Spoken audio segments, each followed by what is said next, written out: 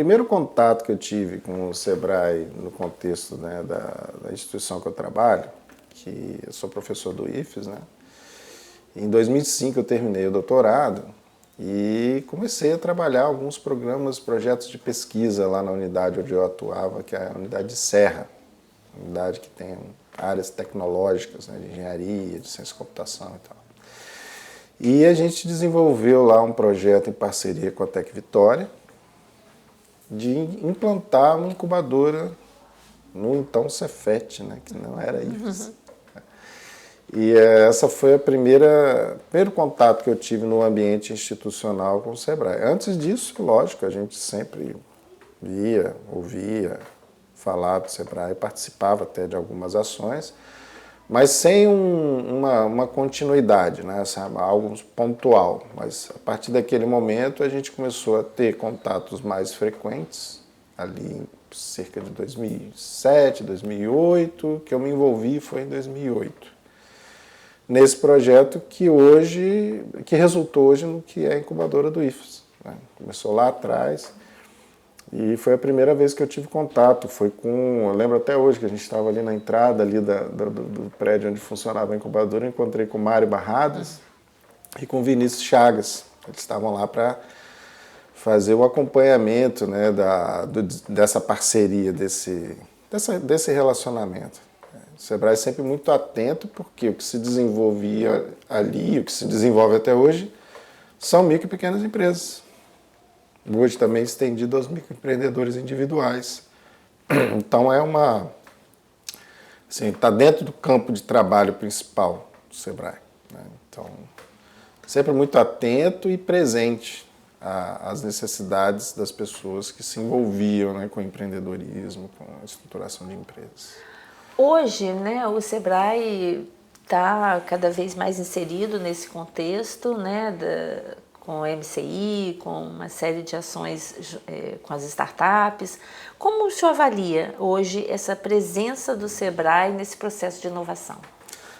Os últimos 5 anos aqui no estado foram muito transformadores nessa estruturação de ecossistema. Virou a chavinha, vamos dizer assim, né? E o Sebrae sempre atuando muito forte, de maneira muito presente, muito assertiva e liderando algumas iniciativas que agora já se tornam aí fundamentais para o ecossistema. Posso citar o evento que passou a ser organizado anualmente, o ISX, né, SX, que esse ano novamente aí tem sua edição programada, e é um sucesso. E outras também iniciativas e apoios fundamentais. Então, assim, essa transformação do nosso ecossistema, no sentido da sua estruturação, da sua articulação institucional, poderia citar também a MCI, que você já falou, como um marco realmente de consolidação de um ecossistema, de nucleação institucional do ecossistema de inovação aqui do Estado. E a gente ter também ali programas, projetos, estímulos, né? Agora, por exemplo, temos um programa voltado para os ambientes de inovação, já tivemos outras iniciativas. A Feira do Empreendedor desse ano foi fantástica no sentido do estímulo à inovação também. Então, toda uma cultura institucional que abraça e pratica e estimula a inovação. É dessa forma como eu vejo com relação ao Sebrae e irradiando também a sua influência para as outras instituições nessa cultura, né, nova para muitos, que é a cultura de inovar, a cultura de inovação. E que está muito ligada à questão das microempresas, né? É fundamental porque assim, você não tem um projeto que nasce média empresa, grande empresa. Você tem um empreendimento, a gente quer que rapidamente ele avance, se acelere, né, como diz hoje. Escalar, né? Escale, né, ganhe públicos, mercados, mas ele começa pequeno. O próprio conceito de startup é um pouco isso também, né? Não necessariamente é uma empresa com CNPJ, em algum momento vai ser um grupo de pessoas. Né?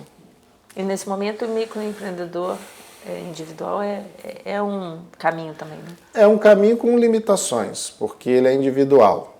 Né? E a inovação ela precisa de diversidade, de conexões, e às vezes o formato ali, temporariamente, ele vai suprir alguma necessidade de estruturação inicial de negócio, e é muito importante. Vários meios, né?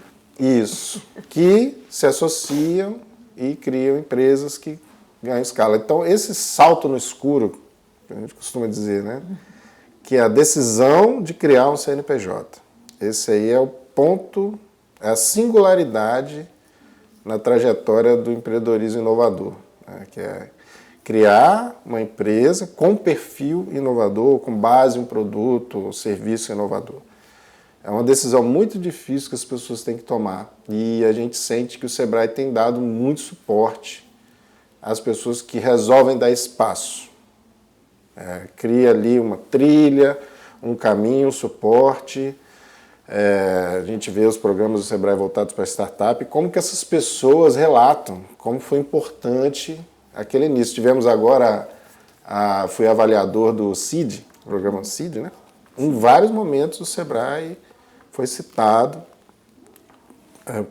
comprovando, né, um resultado, porque o CID é voltado já para empresas que estão um pouquinho mais maduras, né? Então aquilo deu um resultado, aquilo foi capaz de gerar uma empresa que hoje está faturando, que está no mercado e que quer ganhar escala. Né? Então isso aí é uma... O Sebrae está nessa história, né? Está desde o início estimulando as pessoas e ajudando nessa fase mais difícil, que é a fase em que as pessoas têm que tomar as decisões mais transformadoras para as vidas delas. É a decisão de criar uma empresa, é a decisão de inovar. Subir um degrau. Isso. E o Sebrae dos próximos 50 anos? Qual a sua visão de como deve ser a performance desse Sebrae nesses próximos 50 anos? Os últimos 5 exigiram de todas as instituições muita capacidade de adaptação. E a gente viu muita coisa mudar. E o Sebrae foi uma das que mais se transformou.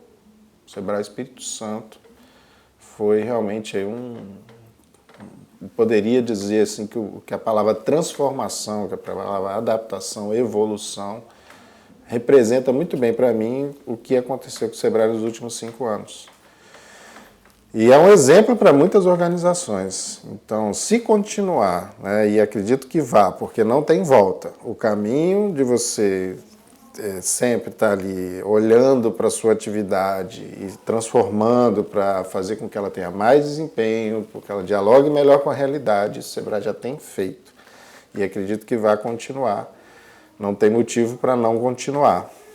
E vejo um futuro cada vez uma pertinência crescente com relação às necessidades da sociedade. Né? A relação das pessoas com o trabalho muda muito de 5 anos para cá. Então a gente vê também a relação das pessoas com o ato de empreender, a relação dos trabalhadores conectados a pequenas microempresas, a todo esse apagão de mão de obra que a gente tem aí na área tecnológica, que a gente como instituição de educação profissional vivencia e tenta dar conta disso. Tudo isso são fatores que contribuem e ao mesmo tempo são desafios para as micro e pequenas empresas principalmente, que se veem muito vulneráveis nesse ambiente de muita mudança. E o Sebrae entendo que vai ser um porto seguro. Um suporte cada vez mais importante, visto que tem acontecido já nos últimos 5 anos. A tendência que eu observo é essa, ganhar cada vez mais pertinência e importância para quem inicia seus passos ali numa nova atividade ou num novo negócio. O senhor falava da necessidade de uma característica de vínculo, de geração Sim. de vínculo também do Sebrae. Isso é uma parte muito importante que pode ser até assim, um elemento gerador dessa pertinência que a gente observa hoje, uma despersonalização muito grande das relações,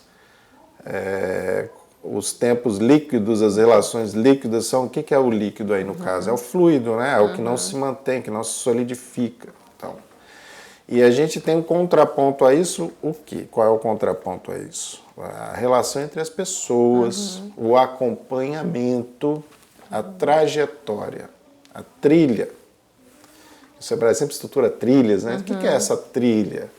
É um percurso, é um itinerário, é essa jornada em que a pessoa segue liderando, mas ao mesmo tempo tem um caminho pela frente. É um facilitador, né, o Sebrae? Que constrói esse vínculo. Então, não é aquela coisa despersonalizada que a pessoa se vê ali numa situação de que ela tem que se virar sozinha. Tem que ter aspectos de liderança, de proatividade, sempre. Mas é importante manter vínculos com instituições e outras pessoas, né, que ajudam a construir essa jornada. Eu acho que esse papel do Sebrae vai permanecer. Fundamental. A gente vê sempre na palavra das pessoas essa memória afetiva, né? Que o Sebrae me ajudou a estruturar meu primeiro negócio. O Sebrae me ajudou a entender o que é inovação, a desmistificar isso. Eu vi isso muito agora nos últimos meses fazendo avaliação de startups, né? E isso me deixou muito feliz, porque as instituições que vêm prestar apoio, as instituições de educação também, que têm esse papel de formação, tem que ter pertinência, tem que fazer diferença. E essa relação que o Sebrae cria com as pessoas, nesse acompanhamento, nessa oferta de serviços que fazem sentido, que de fato produzem um bom resultado, ali no dia a dia da pessoa, delas aprender a se organizar, aprender a fazer uma gestão dentro da escala que for, né? Mas, assim, geralmente ali é a pessoa que está começando também, a pessoa que tem um pequeno negócio. É muito desafiador, né? Fazer tudo, né? Fazer, gerir, planejar, você tem que ter capacidade meio que de fazer tudo, né? É muito difícil isso aí. E o Sebrae sempre se apresenta nesse momento e a gente vê esse vínculo acontecendo. E esse vínculo, eu acredito que é uma coisa que vale a pena investir. Não estou aqui na posição de dar conselho, mas na minha visão que eu vejo, assim, nesses tempos tão impessoais, tão líquidos, construir e fazer os vínculos evoluírem é um grande diferencial e pode ser o caminho para o futuro.